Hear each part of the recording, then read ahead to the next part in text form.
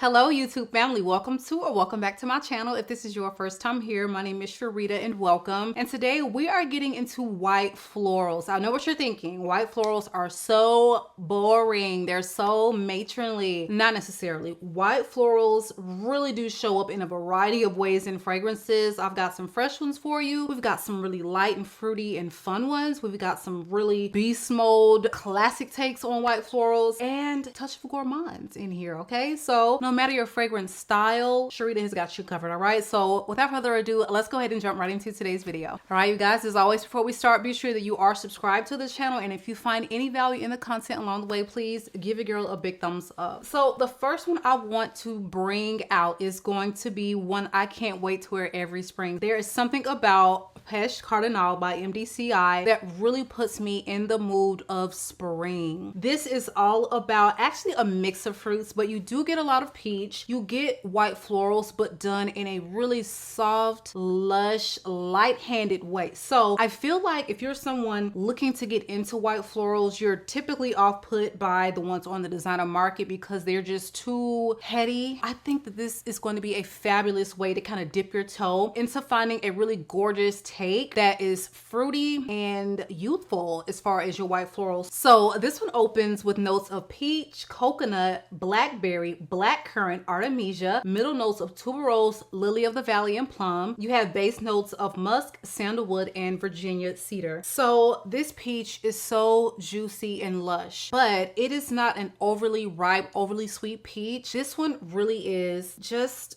there's a little crispness to this, okay? And you get a good touch of coconut in here that you can actually pick up on, but the coconut does not wear super thick and creamy, but it does really help to balance out the white florals. This is a sweet fragrance, but not gourmand, not cloyingly so. I just think that it's really beautifully balanced. The lily is powdery, okay? And to me, this tuberose wears in a really classic white tuberose way. It doesn't smell bubblegummy to me. It doesn't wear green. We are just really smelling like a classic, clean white tuberose, but again, not super sharp. So I think that if you are not a huge fan of tuberose, if you're not a huge fan of white florals in general, if you're not a fan of peach, you probably still need to get your nose on this because I just find that this is so easy to like and wear. It's so youthful. That's the thing. This is youthful, but it's still very classy and sophisticated. This is a youthful chic take on peach, white floral, but again, that peach, it's got a lot of other aspects going on to where it's very niche. It's a little complex. And the blackberry, blackcurrant, artemisia, like all of these things just come together to give you a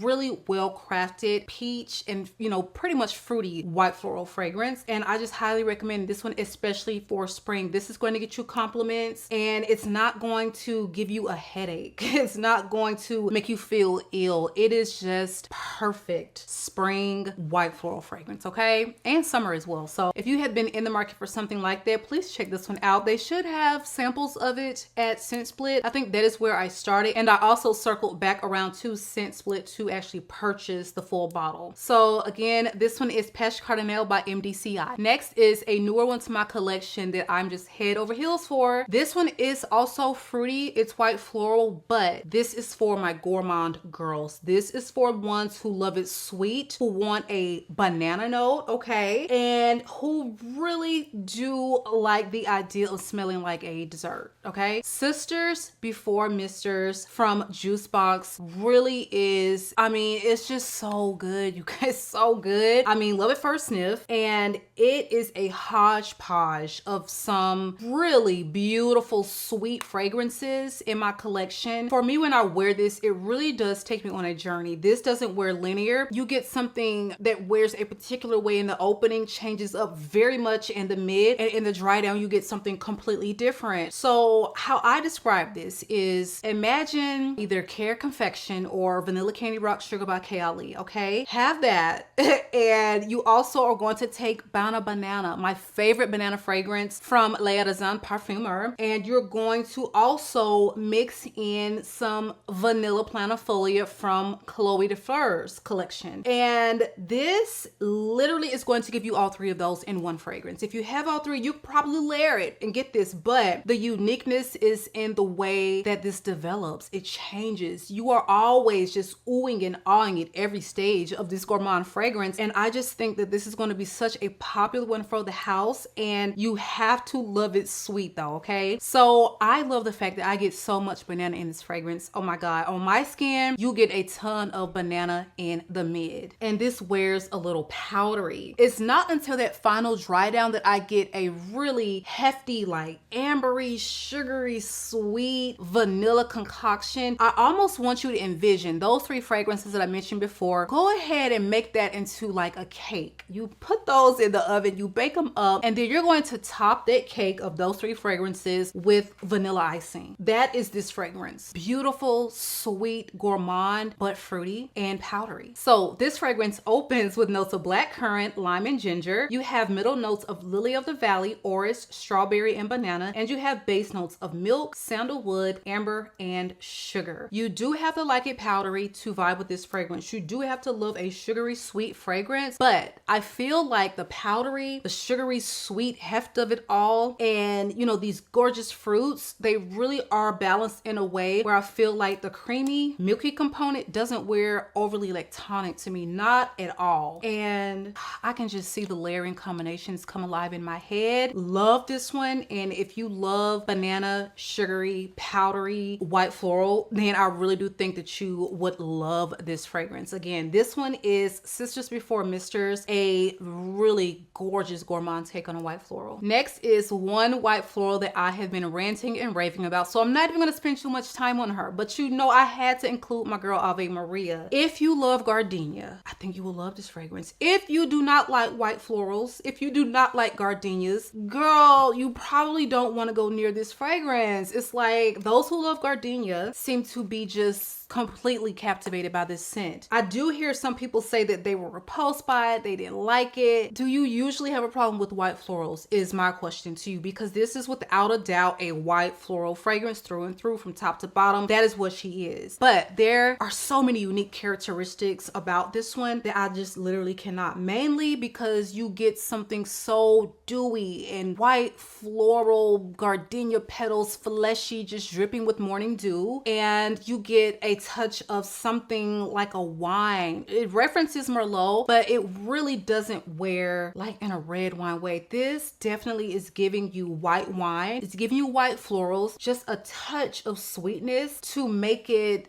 just that much more feminine. And I mean, this is masterpiece white floral in my opinion. It really is. The Napa leather doesn't come off as anything super leathery, heady. It's just there in the very background of this, giving it a sexy quality. This is gardenia, sensual, elevated, very classy, put together woman personified. That is how I would describe Ave Maria, and you absolutely need to get your nose on it. I know everyone's looking for the 40 mils. I think Neiman's had it in stock, so keep your eyes peeled for there. The 40 mils, they come in and they sell out immediately, but a love for me. If you love white florals, particularly gardenia, this is one that is a must try. Ave Maria from the House of Bo. Next is one I have not talked about in quite a while, but this one is a tuberose that is truly a tuberose. No, like full stop. We're talking tuberose up in here. So if you are a fan of tuberose, you will probably really enjoy the way that Love Tuberose is done from the House of Amouage. This is almost like a powdery, slightly gourmand take on a tuberose in my opinion. It does wear a little green. It is sweet. It is like this vanilla powdery, almost like a marshmallow quality gourmand aspect to the way that they have done this tuberose fragrance. It has amazing sillage, lasting power, all of the things that we come to know and love from the House of Amouage. You have it there, but this doesn't wear in that traditional Middle Eastern, heavy on the ambers, heavy on the, I mean, they really did a fantastic job with this particular line, because this really is an homage to white florals, and it's not overly complex and complicated. If you are a tuberose girly, you have got to try this one. So Love Tuberose opens with notes of tuberose, gardenia, and jasmine. You have middle notes of whipped cream and vanilla, and you have base notes of sandalwood and cedar. So the whipped cream and the gardenia, they come together to give you something that really does wear like a little marshmallowy, and you get a lot of vanilla. So again, a fantastic intro to Amouage fragrance because again, not super challenging, but absolutely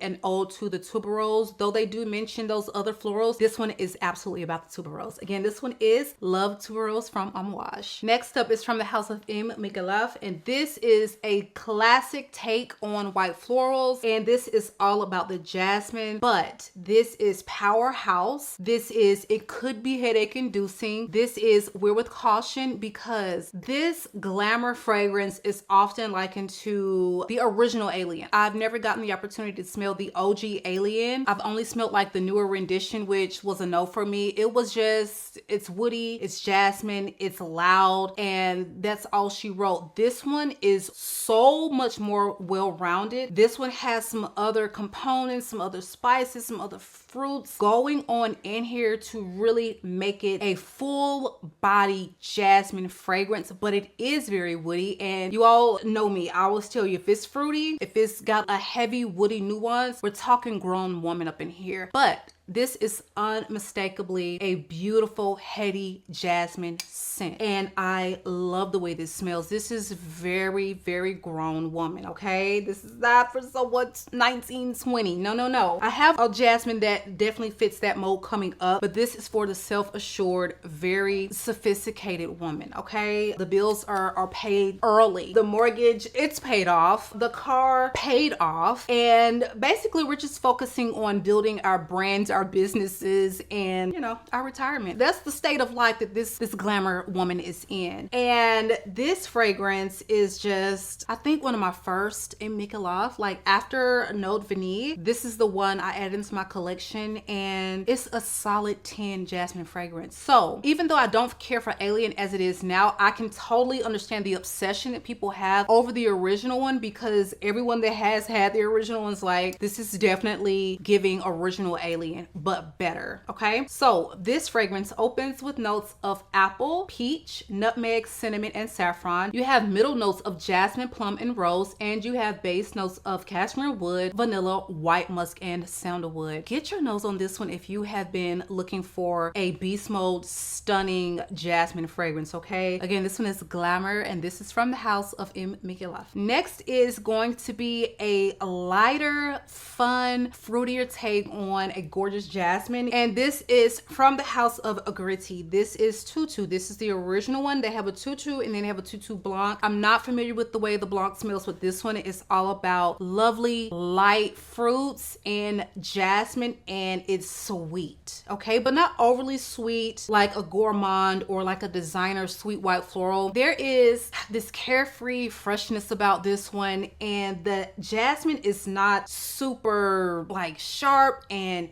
heady. It is just so beautiful and youthful. That is how I describe Tutu. And I feel like this bottle, the name, is just really so appropriate for the way this one smells. So this one opens with coconut, green apple, grapefruit, cassis. You have middle notes of heliotrope, jasmine, and rose, and you have base notes of raspberry, musk, vanilla, and amber. I know there is a mention of rose. I really don't get that. I get jasmine. I definitely get like a heliotrope in here, but the jasmine is the most prominent floral in this fragrance for me. Again, it's very fun and youthful, whereas this is so carefree and we're just out here, you know, living our carefree lives. This is very serious. This is the complete opposite, but it's still giving you a beautiful jasmine, perfect for this time of year. This has amazing performance and projection. Not a beast like this one, but this is just going to get the job done. If you want to smell really fun fun, bright, jasmine, and fruity, then here you go. I just love the way that the coconut comes across in here, and you have a really beautiful musky vanilla quality in that dry down, okay? So this one again is Tutu from the house of Gritti. Last but not least on this list is from the house of Parfums de Marly, and I could not do this list without some type of Valaya, okay? Right now I'm really enjoying the exclusive, so this is who we decided to feature in today's white floral video. This is going to be a